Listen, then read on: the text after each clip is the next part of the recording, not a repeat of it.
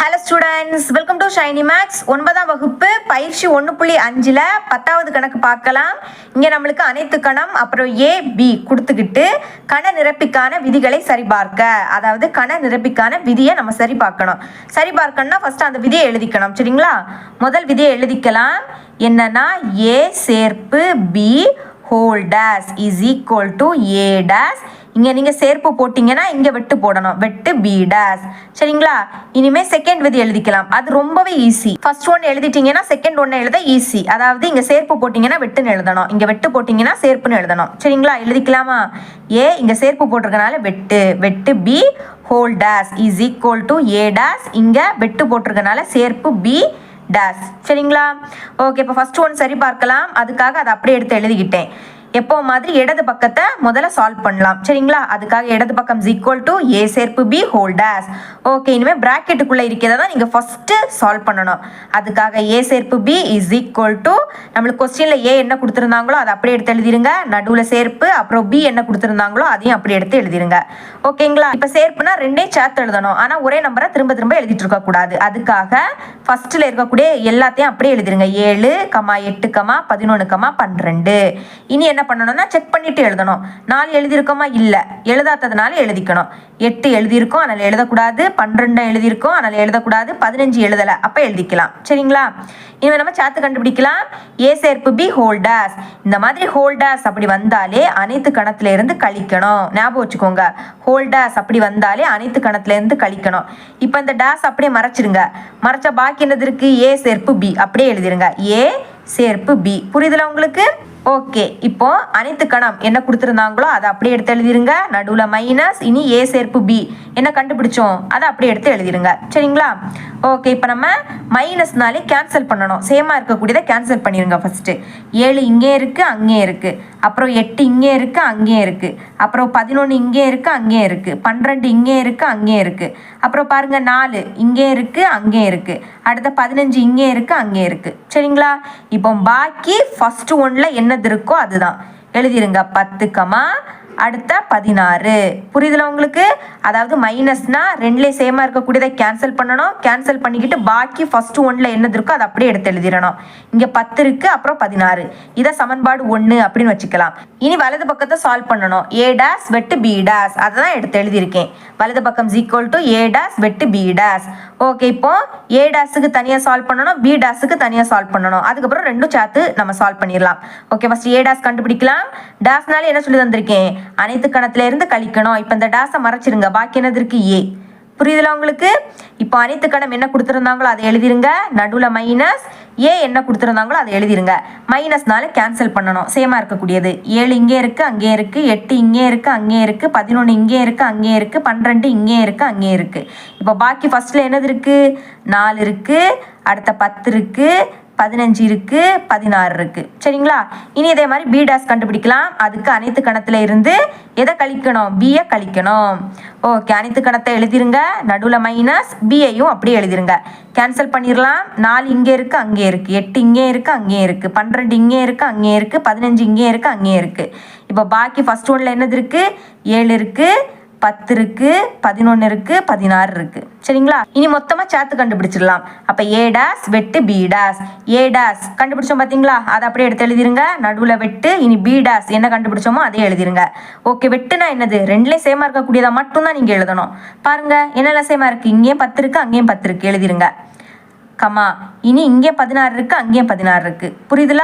நடுவில் வெட்டு அப்படின்னு இருந்ததுன்னா ரெண்டுலேயும் சேமா இருக்கக்கூடியதை மட்டும்தான் எழுதணும். இதை இப்போ சமன்பாடு 2 அப்படின்னு வச்சுக்கலாம். இப்போ சமன்பாடு 2ஐயும் சமன்பாடு 1ஐயும் பார்த்தீங்கன்னா ரெண்டுமே சேமா இருக்கும். ரெண்டுலேயுமே 10, 16 தான் இருக்கு. ஓகேங்களா? அப்போ எப்படி எழுதணும்னா சமன்பாடு 1 மற்றும் சமன்பாடு 2லிருந்து இப்படி எழுதிக்கிட்டு என்ன சரி பார்க்கணுமோ அதை அப்படியே எடுத்து எழுதிருங்க. ஓகே, எழுதிட்டேன். என்பது சரிபார்க்கப்பட்டது அப்படின்னு எழுதிக்கணும். இப்போ ஃபர்ஸ்ட் விதியை நம்ம சரி பார்த்துட்டோம். இனி செகண்ட் விதி சரி பார்க்கலாம். செகண்ட் விதி பார்க்கலாம். அதை அப்படியே எடுத்து எழுதிக்கிட்டே ஓகே இடது பக்கத்தை சால்வ் பண்ணிடலாமா? அப்போ இடது பக்கம் இஸ் ஈக்குவல் டு ஏ வெட்டு பி ஹோல் டேஸ். எப்போ மாதிரி ப்ராக்கெட்டில் இருக்கக்கூடியதை ஃபஸ்ட்டு சால்வ் பண்ணிடுங்க. ஏ வெட்டு பி, கொஸ்டினில் ஏ என்ன கொடுத்துருந்தாங்களோ அதை எழுதிருங்க. அப்புறம் வெட்டு பி என்ன தந்திருந்தாங்களோ அதையும் எழுதிருங்க. சரிங்களா? இப்போ பாருங்க, வெட்டு அப்படின்னா என்னது, ரெண்டுலேயே சேமாக இருக்கக்கூடியதை மட்டும் எழுதணும். ஞாபகம் வச்சுக்கோங்க, நடுவில் வெட்டு அப்படின்னு இருந்துன்னா ரெண்டுலேயே சேமாக இருக்கக்கூடியதை மட்டும் எழுதிட்டாலே போதும். அப்போ பாருங்க, இங்கேயும் 8 இருக்கு, அங்கேயும் 8 இருக்கு, எழுதிக்கலாம். அதுக்கு பிறகு இங்கேயும் 12 இருக்கு, அங்கேயும் 12 இருக்கு. இவ்வளோ தான் இங்கே சேமாக இருக்கக்கூடியது.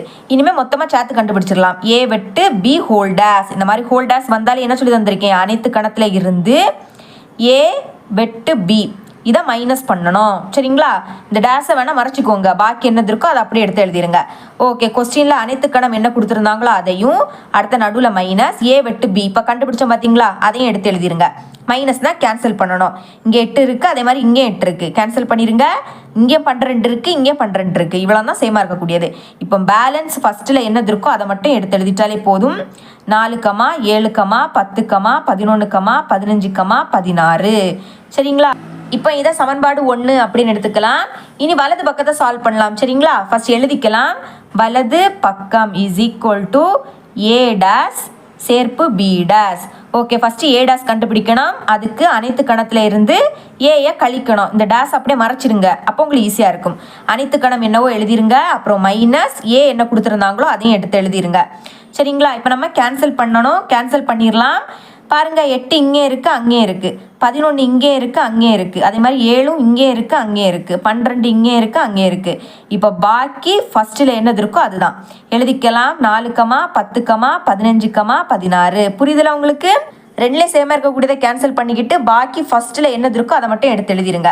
இனி பி டேஸ் கண்டுபிடிக்கலாம். அப்போ அனைத்து கணத்தில் இருந்து எதை கழிக்கணும், பியை கழிக்கணும். அப்போ அனைத்து கணத்தை எழுதிருங்க. நடுவில் மைனஸ் பி என்ன கொடுத்துருந்தாங்களோ அதையும் அப்படியே எடுத்து எழுதிருங்க. இப்போ இதே நம்ம கேன்சல் பண்ணிடலாம். 4 இங்கே இருக்குது, அங்கே இருக்குது.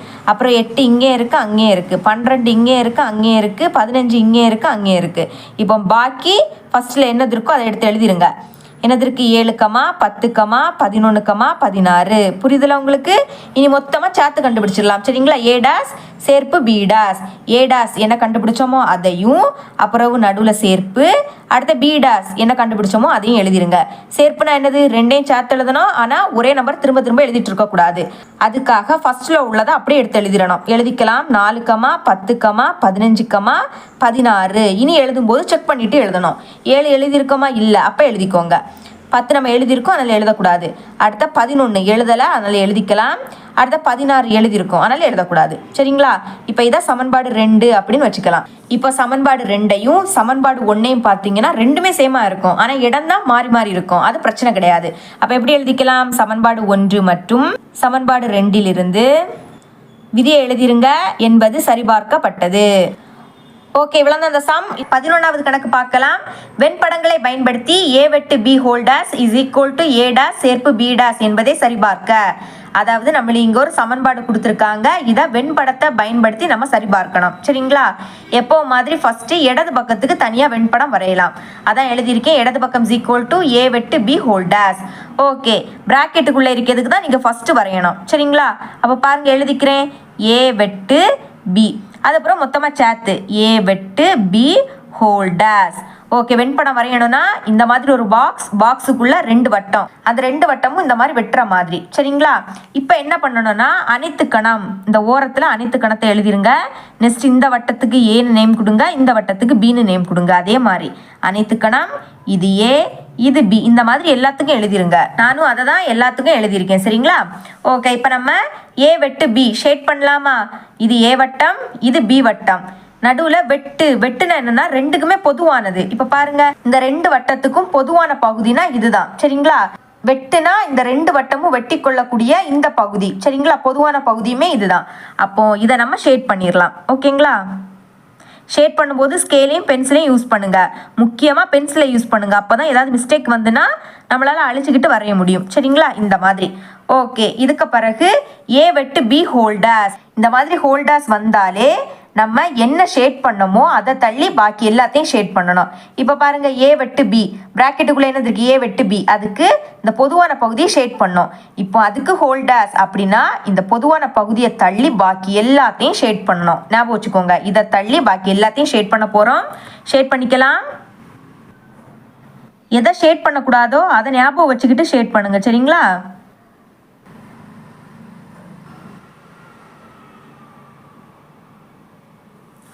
பார்த்தீங்களா இந்த பொதுவான பகுதி அதை நான் ஷேட் பண்ணவே இல்லை, ஞாபகம் வச்சுக்கோங்க.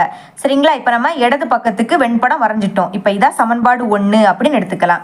இனி வலது பக்கத்துக்கு வரையலாம். சரிங்களா, ஃபர்ஸ்ட் அதுக்கு வலது பக்கம் = a டேஸ் சேர்ப்பு b டேஸ் இந்த மாதிரி எழுதிக்கணும். சரிங்களா, ஓகே. முதல்ல a டேஸுக்கு தனியாக வெண்படம் வரையணும், அப்புறம் b டேஸுக்கு தனியாக வெண்படம் வரையணும். அடுத்து எல்லாத்தையும் சேர்த்து a டேஸ் சேர்ப்பு b டேஸ். சரிங்களா, ஓகே. இப்போ a டேஸ் நான் என்ன சொல்லி தந்திருக்கேன், இந்த மாதிரி டேஸ் வந்தாலே இப்போ இங்கே என்னதுக்கு a இருக்கா, அப்போ a வட்டத்தை தள்ளி பாக்கி எல்லாத்தையுமே நம்ம ஷேட் பண்ணணும். ஞாபகம் வச்சுக்கோங்க, இந்த a வட்டத்தில் ஷேடிங் படவே கூடாது. ஓகே, ஷேட் பண்ணலாம்.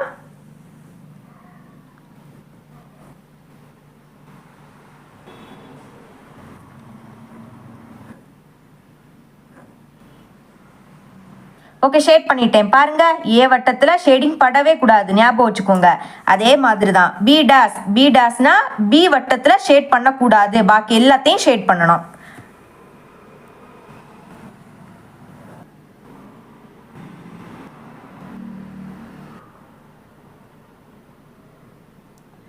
ஓகே, ஷேட் பண்ணிட்டேன். பார்த்தீங்களா, பி வட்டத்தில் ஷேடிங் படவே இல்லை. இந்த மாதிரி தான் நீங்களும் ஷேட் பண்ணணும். ஓகே, இனிமேல் சேர்த்து ஷேட் பண்ணிடலாம்.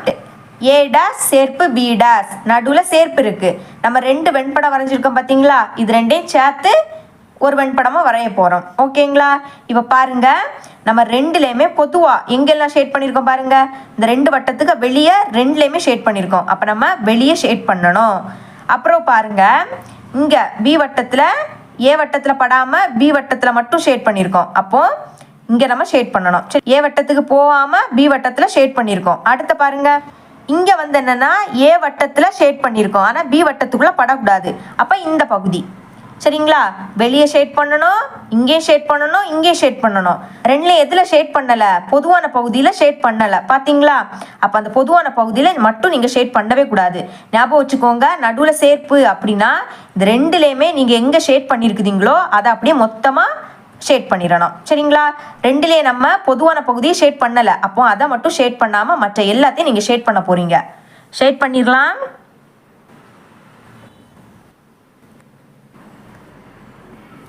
ஓகே, ஷேட் பண்ணிட்டோம். சரிங்களா, வலது பக்கத்துக்கு நம்ம வெண்படம் வரைஞ்சிட்டோம். இதை இப்போ சமன்பாடு 2 அப்படின்னு எடுத்துக்கலாம். இப்போ சமன்பாடு 2ஐயும் சமன்பாடு 1ஐயும் பாருங்க, ரெண்டுலேயுமே அந்த பொதுவான பகுதியை நம்ம ஷேட் பண்ணவே இல்லை. அப்போ 2 வெண்படமும் சமமாக இருக்கு. அப்போ சமன்பாடு 1 மற்றும் சமன்பாடு 2 எதை சரிபார்க்க சொன்னாங்களோ அதை அப்படியே எழுதிருங்க ஒருக்கா கூட. சரிங்களா, எழுதிட்டேன். என்பது சரிபார்க்கப்பட்டது அப்படின்னு ஃபைனலாக எழுதிக்கணும். இந்த பயிற்சியில் இதுதான் கடைசி கணக்கு. என்னோட டீச்சிங் உங்களுக்கு பிடிச்சிருந்துன்னா மறக்காம நம்ம சேனலை சப்ஸ்கிரைப் பண்ணி பக்கத்தில் உள்ள பெல் ஐக்கனை கிளிக் பண்ணுங்க. அப்போ தான் நம்ம அப்லோட் பண்ணுற வீடியோட நோட்டிஃபிகேஷன் உங்களோட உடனே வரும். ஓகே, தேங்க்ஸ் ஃபார் வாட்சிங்.